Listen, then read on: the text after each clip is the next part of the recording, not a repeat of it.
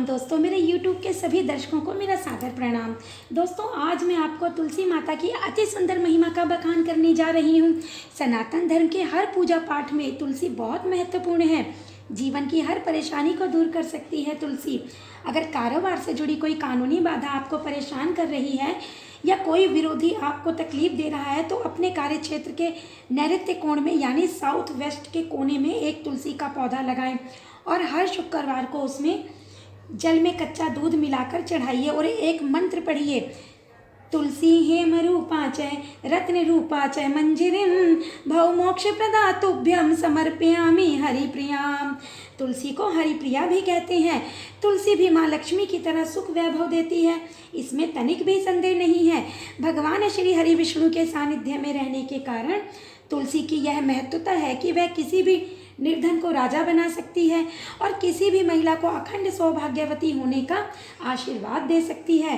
दूसरा उपाय, कहते हैं अगर घर का वास्तु दोष ठीक नहीं है, यानी आपके घर की तरक्की होते होते रुक जाती है, तो घर की किस दिशा में तुलसी का पौधा लगाएं।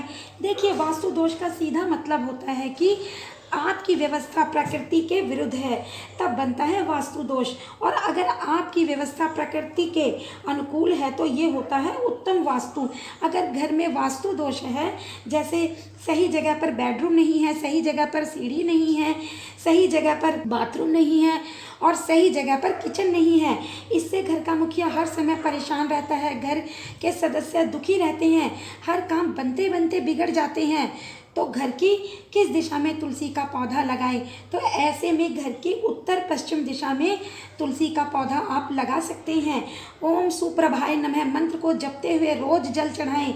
बस रविवार का दिन छोड़कर सुबह शाम तुलसी मैया की धूप दीप से पूजा करें। तीसरा उपाय, अगर आपको बच्चों से जुड़ी कोई भी परेशानी है, जैसे बच्चे बहुत जिद्दी हो गए हैं, बच्चे गलत संगत में पड़ गए हैं, आपका कहना नहीं मानते, तो ऐसे में आपको अपने घर की पूर्व दिशा में तुलसी का पौधा लगाना चाहिए। हर रोज बच्चों के हाथों से तुलसी में जल चढ़वाइए। 2 पत्ते अपने बच्चों को पानी के साथ खिलाएं। तुलसी को चबाकर नहीं खाना है, उसे पानी के साथ निगलना है और तुलसी के पौधे के पास खड़े होकर यह मंत्र पढ़िए, ओम हरिप्रियाम नमः। तुलसी को हरिप्रिया भी कहते हैं। देखो, अगर बच्चे सही जीवन जिए, इसके लिए माता पिता को हर समय उनकी देखरेख करनी चाहिए, उनके साथ मित्रवत व्यवहार करना चाहिए, इसलिए अपने बच्चों को थोड़ा समय जरूर दीजिए।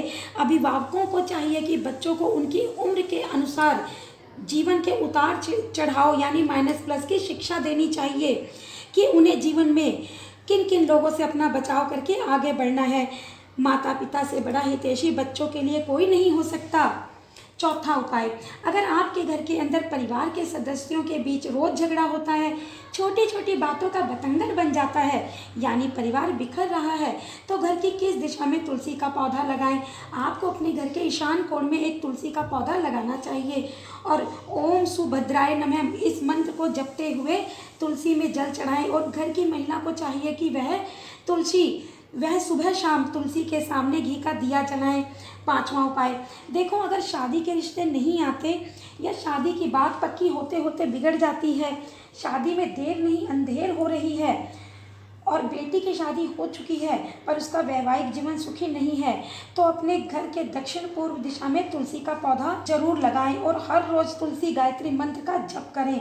ओम श्री तुलसये विघ्नहे विष्णु प्रियाय धीमहि तनो वृंदा प्रचोदयात् मंत्र जपते हुए तुलसी में जल चढ़ाएं।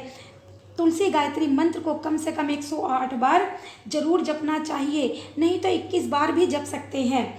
आपको अपने घर की दक्षिण पूर्व दिशा के कोने में तुलसी का पौधा लगाने से पहले वहां पर एक मनी प्लांट का गमला रखें और फिर उसके साथ तुलसी का पौधा लगाएं, क्योंकि कुछ मामलों में साउथ ईस्ट यानी दक्षिण पूर्व, जिसे अग्नि कोण भी कहते हैं, तुलसी का पौधा लगाना हानिकारक होता है। इसलिए आप पहले घर के साउथ ईस्ट में मनी प्लांट का पौधा लगाएं और फिर उसके साथ तुलसी का पौधा लगाएं, जो उस वास्तु दोष को दूर करने में सहायक हो। छठा उपाय, अगर आप नौकरी कर रहे हैं पर आपको तरक्की नहीं मिल रही, आप बहुत अच्छा काम करते हैं, अपने संस्थान को आगे बढ़ाना चाहते हैं पर अपने बॉस के आगे पीछे घूमना नहीं चाहते, यानी उनकी हर गलत सही में बात में हाँ मिलाना नहीं चाहते, इसलिए आपको तमाम तरह की तकलीफ़ों का सामना करना पड़ रहा है। देखो दोस्तों, ये जीवन है, इसमें उतार चढ़ाव तो लगा ही रहता है, इससे कभी घबराना नहीं चाहिए। ध्यान रखिए कि ईश्वर के पास आपकी हर समस्या का हल है।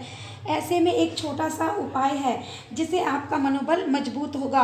अगर आप अपने कार्य क्षेत्र में हमेशा तनाव महसूस करते हैं तो ओम तुलसी दिव्य नमः के मंत्रों को जपते हुए 11 तुलसी के बीज सफ़ेद कपड़े में रख कर उसे अच्छे से बांध करके और जहां आप नौकरी करते हैं वहां पर आपका कोई सेफ होगा, कोई ड्रॉ होगा, लॉकर होगा, उसमें रख दें। इसका परिणाम यह होगा कि जो आपको परेशान कर रहा है वह खुद मुश्किल में पड़ जाएगा।